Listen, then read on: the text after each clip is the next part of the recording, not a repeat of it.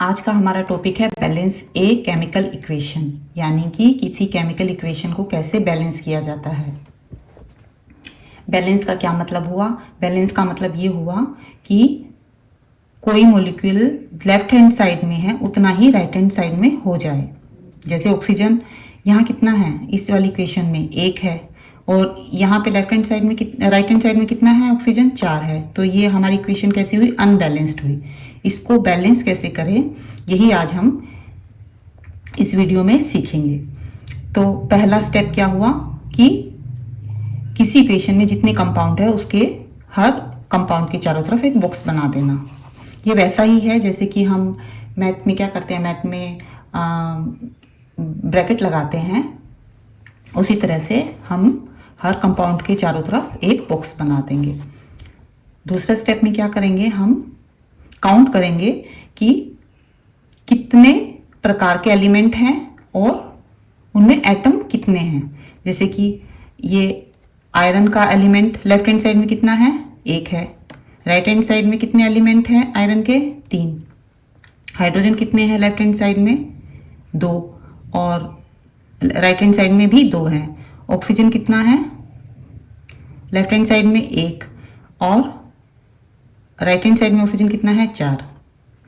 तो हम यहाँ क्लियर देख पा रहे हैं कि ये जो इक्वेशन है, ये केमिकल इक्वेशन क्या है, बैलेंस नहीं है, क्योंकि यहाँ पे आयरन और ऑक्सीजन जो है लेफ्ट हैंड साइड में और राइट हैंड साइड में बराबर नहीं है। अब सबसे जो इम्पोर्टेंट स्टेप है वो स्टेप है कि अगला जो स्टेप होने वाला है वो सबसे इम्पोर्टेंट है। इस स्टेप में हम क्या करते हैं, उस कंपाउंड को देखते हैं जिसमें कि सबसे ज़्यादा एटम है। आयरन में 1 एटम, H2O में 3 एटम, आयरन ऑक्साइड में 7 एटम और हाइड्रोजन गैस में 2 एटम। तो सबसे ज़्यादा एटम किस में हुए? आयरन ऑक्साइड में। ठीक है, तो हमने इसको सिलेक्ट कर दिया।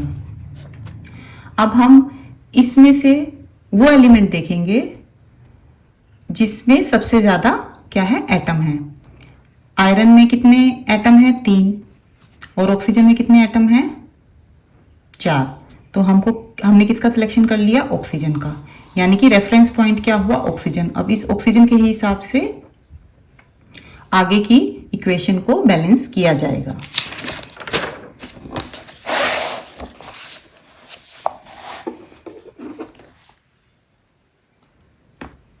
ऑक्सीजन कितनी है यहाँ पे?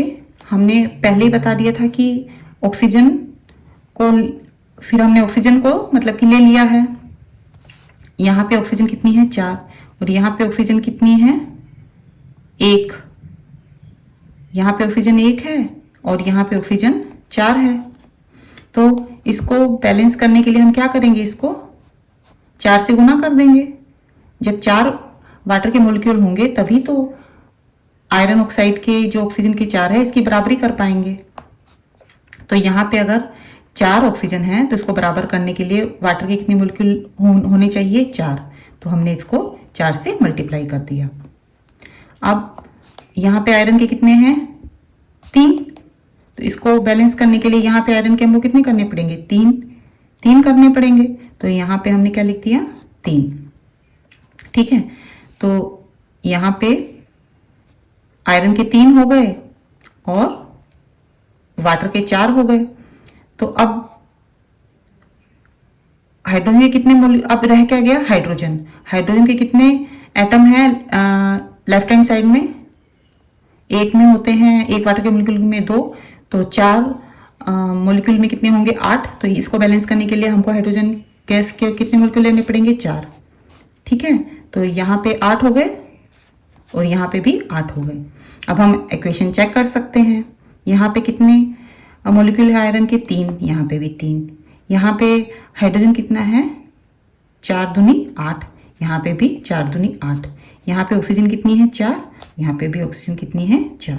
यानी कि बैलेंस करते समय हमें सबसे मेन जो स्टेप है वो है कि उस कंपाउंड को देखना, चाहे वो राइट हैंड साइड में हो चाहे वो लेफ्ट हैंड साइड में हो, उस कंपाउंड को सिलेक्ट करना जिसमें सबसे ज़्यादा क्या है? एटम है, और फिर उस एटम में उस एलिमेंट को पकड़ना जिसमें कि सबसे ज़्यादा क्या हो, एटम हो। ठीक है, इस केस में सबसे ज़्यादा एटम कौन से कंपाउंड में है, आयरन ऑक्साइड में, तो हमने आयरन ऑक्साइड को सिलेक्ट किया। अब आयरन ऑक्साइड में सबसे ज़्यादा किस एलिमेंट के पास एटम है, ऑक्सीजन के पास, तो हमने ऑक्सीजन को सिलेक्ट किया। अब इस ऑक्सीजन के बेस पर ही आगे हमको थोड़ी मैथमेटिक्स लगा के बैलेंस जो इक्वेशन है उसको बैलेंस करना है। अब हम अपनी जो ये केमिकल इक्वेशन है इसको और ज़्यादा इंफॉर्मेटिव कैसे बना सकते हैं, और ज़्यादा इंफॉर्मेटिव कैसे बना सकते हैं। अब ये देखिए, आयरन है, आयरन के आगे लिखा हुआ एस, एस का मतलब क्या होता है, सॉलिड। वाटर है, वाटर के मॉलिक्यूल के ब्रैकेट में क्या लिखा हुआ है, गैस। आयरन ऑक्साइड के ब्रैकेट में लिखा हुआ है सॉलिड, और हाइड्रोजन गैस के ब्रैकेट में क्या लिखा हुआ है, गैस। यानी कि जब ये इक्वेशन तभी संभव है जब आयरन सॉलिड फॉर्म में हो और जो वाटर है वो किस फॉर्म में हो, गैस फॉर्म में, यानी कि स्टीम के रूप में हो। तो इससे क्या बनेगा, ये इक्वेशन क्या है, रस्ट फॉर्मिंग, जो जंग लग जाता है ना, उसी को ही इस इक्वेशन से दिखाया गया है। ये जो जंग लगेगा, ये क्या, ये जो जंग है ये सॉलिड होगा, और जो हाइड्रोजन गैस होगी, जो हाइड्रोजन बनेगा वो गैस के रूप में बाहर निकल जाएगा। यानी कि और इन्फॉर्मेटिव बनाने के लिए हम सॉलिड, गैस, लिक्विड जैसे एब्रिविएशन का यूज कर सकते हैं। अगर और ज़्यादा हमें इंफॉर्मेटिव बनानी है तो हम उसमें टेम्परेचर, प्रेशर और जो कैटलिस्ट यूज़ किया है वो भी ऐड कर सकते हैं। जैसे ये वाले इक्वेशन देखिए, इसमें ये क्या है, CO क्या है, कार्बन मोनोऑक्साइड है जो कि गैस फॉर्म में है, हाइड्रोजन है जो कि गैस फॉर्म में है, और क्या बन रहा है, मेथेनॉल बन रहा है। लेकिन इसमें कितना प्रेशर होगा तभी मेथेनॉल बनेगा, 340 एटमॉस्फेरिक प्रेशर होगा, तभी ये मेथेनॉल का फॉर्मेशन हो सकता है, नहीं तो नहीं होगा। ठीक है, अब जैसे कि ये क्या इक्वेशन है, फोटोसिंथेसिस की इक्वेशन दिखाई गई है। इसमें कार्बन डाइऑक्साइड जो है वो एक्वस फॉर्म में है, यानी कि पानी में घुली हुई है। एक्वस का मतलब पानी में घुली हुई। जो जल का मॉलिक्यूल है वो लिक्विड फॉर्म में है। यहाँ पे जो वाटर है वो गैस फॉर्म में नहीं है, यहाँ लिक्विड फॉर्म में है, और इससे क्या बनेगा, ग्लूकोज बनेगा जो कि एक्वस फॉर्म में, एक्वस फॉर्म मतलब पानी में घुला हुआ बनेगा। ऑक्सीजन एक्वस फॉर्म में, यानी ऑक्सीजन भी पानी में घुल जाएगी, और वाटर जो बनेगा वो लिक्विड फॉर्म में बनेगा।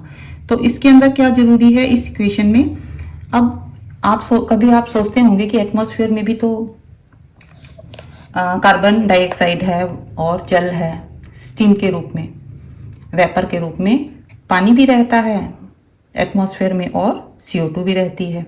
तो फिर ग्लूकोज क्यों नहीं बनता एटमॉस्फेयर में, क्यों नहीं बनता है, क्योंकि एटमॉस्फेयर के पास क्या नहीं है, क्लोरोफिल नहीं है। सनलाइट भी है लेकिन एटमॉस्फेयर के पास क्लोरोफिल नहीं। क्लोरोफिल कहाँ है, केवल क्लोरोफिल है प्लांट में। तो जब तक क्लोरोफिल और सनलाइट नहीं होगा तब तक कार्बन डाइऑक्साइड और पानी मिलकर किसका फॉर्मेशन नहीं कर पाएंगे, ग्लूकोज का फॉर्मेशन नहीं कर पाएंगे।